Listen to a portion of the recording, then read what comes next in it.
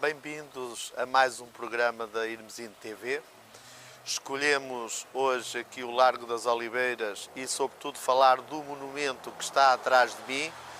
que aqui conhecemos por Igreja do Bom Pastor, é o nome que efetivamente tem. E escolhemos falar da Igreja do Bom Pastor, porquê? Porque estamos no mês de julho e de hoje a 13 dias faz anos que foi lançada a primeira pedra desta Igreja de Irmesinde. Foi no dia 14 de julho de 1957 e nessa altura esteve a abençoar a primeira pedra deste templo religioso o Bispo Dom António Ferreira Gomes, que é também um nome importante aqui em Irmesinde, no Porto e até no país, dado tratar-se de uma personalidade que ficou conhecida por algumas adversidades com o ditador Salazar. Em 1957 era bispo titular do Porto, esteve aqui no lançamento da primeira pedra, mas quando 9 anos depois a igreja foi inaugurada, o Dom António Ferreira Gomes não estava como bispo do Porto, estava exilado porque fez uma viagem a Roma e depois, quando pretendia voltar a Portugal, Salazar não permitiu o seu regresso e, portanto, foi forçado a viver fora do seu país, fora da sua diocese, por motivos claramente de ordem política, porque ele teria escrito uma carta a Salazar onde se insurgia contra a pobreza que via alastrar em Portugal e, portanto, o Salazar não gostou e acabou por decretar o seu exílio. Só voltou na Primavera Marcelista, já depois de 1968, quando Salazar foi afastado do poder. Mas voltando aqui à Igreja do Bom Pastor, ela foi consagrada ao Divino Coração porque a Beata Maria do Divino Coração, de que vamos falar com mais pormenor mais daqui a um bocadinho, foi a madre desta instituição religiosa feminina e, portanto, como ela era devota do Divino Coração, aliás, a consagração do mundo ao Divino Coração de Jesus foi proposta por a irmã Maria Droste, ou também Maria do Divino Coração, que foi o nome que ela depois utilizou, ao Papa Leão XIII da altura, e essa consagração é também a deste templo, que tem algumas particularidades. Uma delas é ter o altar no centro. Em quase todas as igrejas católicas, aquilo que é norma é termos o altar principal na Capela-Mor, que normalmente se situa na parte leste do templo, sendo a entrada principal voltada para o oeste. É assim que acontece, por exemplo, com a nossa matriz e com outras igrejas conhecidas. Neste caso, não é assim, porque o altar principal, onde se encontra o celebrante, está no centro. Depois tem vários corpos laterais. Outra curiosidade que me parece interessante é o facto de esta igreja ter sido construída por o arquiteto Amadeu Gaudêncio, que é um nome conhecido na construção portuguesa da primeira metade do século XX, mas também na segunda metade. Obras importantes são da sua labra, como, por exemplo, o Hospital Santa Maria em Lisboa, o Hospital São João no Porto, que toda a gente conhece. Foi ele também o construtor aqui da Igreja de Bom Pastor. Mas a curiosidade é que trata-se de um homem republicano, de um convicto republicano, maçom, ateu, e, no entanto, foi capaz de construir um belíssimo templo religioso que muita gente conhece, que muita gente vem aqui. Aliás, nós estamos aqui na proximidade também da Santa Rita. A Santa Rita é um local de peregrinação, já vimos aqui isso num programa, num dos programas anteriores, certamente os espectadores estão lembrados. E a peregrinação lá é porque a Santa Rita é efetivamente uma santa que as pessoas consideram a autora de muitos milagres, e aqui temos outro templo onde também há peregrinações, não com a mesma regularidade das da Santa Rita, mas há peregrinações, vêm cá centenas de pessoas, para não dizer milhares, cada ano, e sobretudo alemães fazem questão de vir aqui, porque aqui está o mausoléu da Irmã Maria do Divino Coração, a Maria Droste, que era o seu nome de família, dado tratar-se de uma nobre importante nascida na Alemanha. Mas vamos já falar a seguir da Irmã Maria Droste. Portanto, Maria Droste é o nome de uma jovem alemã, podemos dizer jovem porque morreu com 35 anos de idade. Ora, 35 anos de idade, para os tempos que correm, é uma idade demasiado jovem. Maria Droste era filha do Conde Droste, da Alemanha. Ela nasceu no século XIX, em 1863, no dia 8 de setembro de 1863, e morreu aqui, não aqui em Irmesinde, mas no Porto, onde era a Madre Superiora desta instituição, em 8 de junho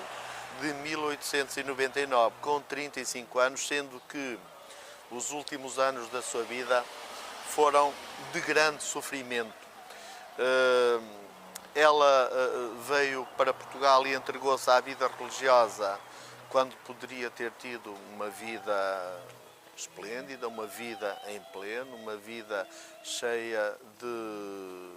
coisas boas, porque era uma figura de alta nobreza, mas preferiu entregar a sua vida a Deus, fazer caridade, porque esta instituição do Bom Pastor e toda a gente em Irmesinde, mais esclarecida, sabe que se dedica à proteção de jovens raparigas, mulheres, que passam por situações difíceis na sua vida e, portanto, que aqui são acolhidas, e depois esta instituição tenta orientá-las ou reorientá-las para uma vida digna. Muita gente há que passou por esta instituição e, portanto, que está grata por ter uma vida digna e por ter tido a atenção, o cuidado desta instituição religiosa, que por isso nos merece todo o elogio. A Irmã Maria Droste, efetivamente, os últimos anos foram de grande sofrimento. Ela estava e foi sepultada depois em Paranhos. Curiosamente, ela tanto tinha solicitado a consagração do mundo ao Divino Coração, e isso só aconteceu. O Papa Leão XIII só lhe concedeu a vontade 3 dias depois dela ter morrido, no dia 11 de junho de 1899. Aqui no Instituto do Bom Pastor, ali junto à igreja, está um compartimento onde são guardados objetos pessoais da Irmã Maria do Divino Coração, e certamente os seus conterrâneos, quando vêm cá e querem conhecer melhor aquela alemã que entregou a sua vida à religião no século XIX, vão ver os óculos que ela utilizou, o lápis com que fez o pedido ao Papa Leão XIII para a consagração do mundo ao Divino Coração, vão ver a almofada onde ela tinha as suas agulhas, etc. Muitos objetos particulares desta senhora, que é beata, portanto foi beatificada pelo Papa Paulo VI no dia 1 de novembro de 1975. Portanto, como beata, ela pode já estar nos altares, pode ser objeto de culto, portanto, ela está, em termos de canonização, como estão os pastorinhos de Fátima. Portanto, é a Beata Maria do Divino Coração. Outro ponto de interesse, e talvez seja por isso que cá vêm os alemães, os seus conterrâneos, é que dentro desta igreja conserva-se o seu mausoléu, onde está guardado o corpo. Portanto, o corpo não se estragou, esteve sepultado há algum tempo no cemitério de Paranhos, Quando se fez a abertura, verificou-se que estava conservado e, portanto, acabou por ser trazido para aqui, no meio de cerimónias imponentes, em que participou aí sim o Dom António Ferreira Gomes e também aquele que foi capelão aqui do Instituto de Bom Pastor, o Monsenhor Miguel Sampaio, de que teremos a oportunidade de falar mais daqui um bocadinho também nele, porque vale a pena falar desta figura da Igreja e desta figura importante a Irmesinda em vários aspectos. Mas agora vou então ler um pequeno trecho que foi publicado na monografia Irmesinde, Registros Monográficos, sobre a transladação do corpo da Irmã Maria do Divino Coração aqui para Irmesinde, para este bonito templo que temos atrás de mim. Então aqui vai a parte do excerto que eu selecionei e que podem consultar nos registros monográficos, segundo volume, página 220. E diz assim: a 12 de dezembro de 1936, o seu corpo foi trasladado da sua primeira sepultura, na parede do cemitério de Paranhos, para a capela construída com as esmolas do povo. A 10 de novembro de 1944 foi aberto o caixão, na presença do Bispo do Porto, Dom Agostinho de Jesus e Sousa, e do médico que a assistiu nos últimos anos de vida, Dr. Carlos Lima, tendo-se verificado que o cadáver estava totalmente intacto. No dia 13 de fevereiro de 1944, na sequência de vários registros de casos difíceis pedidos àquela serva de Deus, estamos a falar da Maria do Divino Coração, e atendidos pelo Divino Coração, o Papa Pio XII mandou publicar o decreto sobre a heroicidade das virtudes da venerável Irmã Maria do Divino Coração. Em 3 de outubro de 1975, procedeu-se a nova abertura do caixão na presença do Bispo Auxiliar do Porto, Dom Domingos de Pinho Brandão, deparando-se com o cadáver parcialmente conservado. No seu processo de beatificação teve algum peso a cura extraordinária da jovem de 17 anos, Maria Isabel dos Santos, natural da freguesia de Santa Cruz de Coimbra, que entrou na casa do Bom Pastor em Vila Nova de Gaia e que esteve às portas da morte nos finais do ano de 1951, sem que a medicina conseguisse resolver o seu problema. Por intercessão da Irmã Maria do Divino Coração, a jovem Maria Isabel dos Santos conseguiu recuperar surpreendentemente de um dia para o outro. No dia 1 de novembro de 1975, para assistir à sua beatificação em Roma, na Praça de São Pedro, por sua santidade o Papa Paulo VI, deslocaram-se de Portugal muitos portugueses, entre os quais se incluíam o Cardeal Patriarca de Lisboa, Dom António Ribeiro, o Bispo Auxiliar do Porto, Dom Domingos de Pinho Brandão, o Bispo do Algarve, Dom Florentino de Andrade e Silva, o Bispo de Viseu, Dom José, o Vice-Postulador do processo de beatificação, Dom Gabriel de Sousa, o Capelão da Ordem do Bom Pastor, Monsenhor Miguel Sampaio, o Pároco de Irmesinde, Padre Luís Vieira dos Santos, o Pároco de Paranhos, Padre Doutor António Joaquim Alves das Neves, Manuel Joaquim Fernandes dos Santos e 20 freiras da Ordem a que pertencia a Irmã Maria, à frente das quais seguia a provincial, a superiora e a conselheira. No dia 3 de dezembro de 1975, o corpo da Irmã Maria foi trasladado do cemitério de Paranhos para o mausoléu,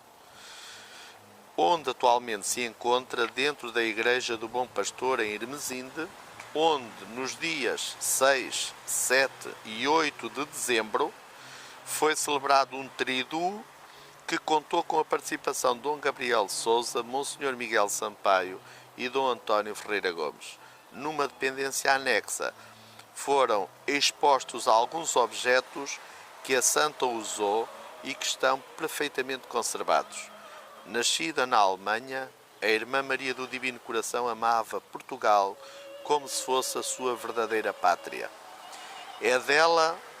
a frase que transcrevemos de O Tripeiro: de junho de 2000. Amo a Alemanha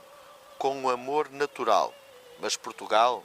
amo com um amor sobrenatural, que é bem superior ao primeiro. Falemos então agora um bocadinho de Monsenhor Miguel Sampaio, uma figura importante aqui de Irmesinde e em termos de Diocese do Porto, porque Monsenhor Miguel Sampaio, que nasceu no Minho, nasceu em Felgueiras, no Concelho de Felgueiras, no dia 17 de abril de 1910, fez o percurso escolar e entrou nos seminários diocesanos, tendo sido naturalmente ordenado sacerdote. Mas desde muito cedo revelou dotes culturais muito acima da média e acabou por ser nomeado diretor do Colégio de Irmesinde. E foi enquanto diretor que logo evidenciou uma capacidade de gestão acima da média, uma vez que ele é responsável por obras estruturais no Colégio de Irmesinde e até naquela via de acesso onde hoje é a Avenida Engenheiro Duarte Pacheco. O seu tamanho, a sua largura deve-se muito ao Monsenhor Miguel Sampaio, que não se importou de ceder parte do terreno do colégio, intermediando junto da Diocese do Porto, que era a proprietária do terreno, para alargar aquela avenida, para que aquela via até pudesse ter o nome da avenida. Já falámos nisto quando estivemos a falar de Santa Rita e dissemos que naquelas obras se encontraram assadas que depois foram transferidas para aquele pequeno túmulo que tem à entrada. Portanto, isto tudo foi feito no tempo em que Monsenhor Miguel Sampaio era o diretor do Colégio de Irmesinde, diretor e professor. Também em estabelecimentos ligados diretamente à vida eclesiástica, ele foi vice-reitor do Seminário de Gaia, foi reitor do Seminário do Porto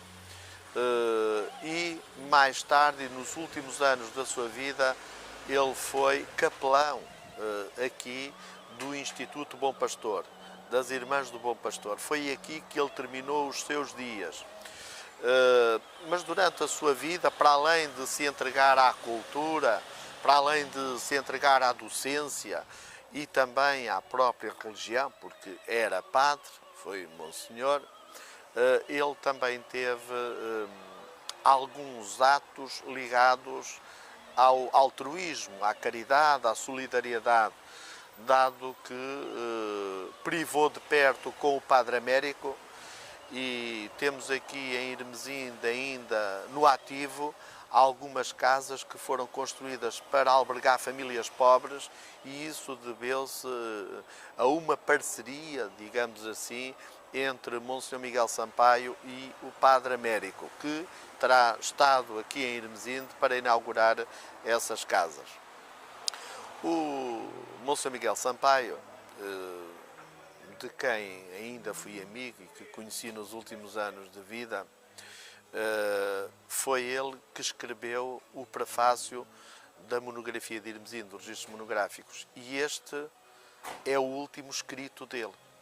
Esta é uma curiosidade, é uma parte interessante, é que ele escreveu isto no final do ano, nos finais de 1999, a monografia só é apresentada ao público e só é publicada em dezembro de 2001, mas o texto que inicia, o prefácio desta obra, é o último escrito de Monsenhor Miguel Sampaio. E é curioso que quando vim levantar esse texto, a irmã que cuidava dele disse: bem, à procura deste texto de Monsenhor, não é? Pois está aqui, foi a última coisa que ele escreveu. Ele disse-me, eu ainda queria modificar o texto, mas já não tenho tempo, e passadas 2 ou 3 horas expirou. Portanto, é o seu último texto. Ele morreu no dia 1 de dezembro de 1999 e isto acaba por conferir alguma harmonia também com o dia 1 de novembro, em que foi beatificada a Maria do Divino Coração. Portanto, o dia 1 de novembro é o dia de todos os santos. é o dia em que se comemoram, em que se celebram, em que se relembram todos os santos da Igreja Católica. 1 de novembro de 1975 foi o dia em que foi canonizada, ou que foi beatificada, que é o primeiro passo da canonização, a Beata Maria do Divino Coração, e o dia 1 de novembro, mas do ano 1999, é o dia em que aqui falece Monsenhor Miguel Sampaio. Portanto, ele que também era um homem que tinha muita fé na Beata Maria do Divino Coração. Portanto, há esta harmonia de datas que eu acho interessante entre o Monsenhor Miguel Sampaio e esta instituição do Bom Pastor. Só para terminar o programa de hoje, este apontamento sobre este templo religioso que temos aqui em Irmesinde, só para dizer que aqui funciona também, por cedência graciosa das Irmãs do Bom Pastor, de uma parte do seu edifício, funciona aqui também a Universidade Sénior de Irmesinde. Portanto, também este aspecto que eu gostaria de sublinhar, que é uma forma das irmãs também partilharem aquilo que têm com a comunidade, dado que este serviço da Universidade Sénior de Irmesinde é sempre, como quase todas as universidades séniores, um serviço voluntarioso, quer de quem cede os espaços, quer de quem leciona as aulas, e, portanto, as irmãs do Instituto Bom Pastor merecem naturalmente o nosso agradecimento por esta cedência a favor da cultura. Até ao próximo programa, espero que as pessoas passem a gostar mais e queiram conhecer de perto este belíssimo templo que temos aqui em Irmesinde.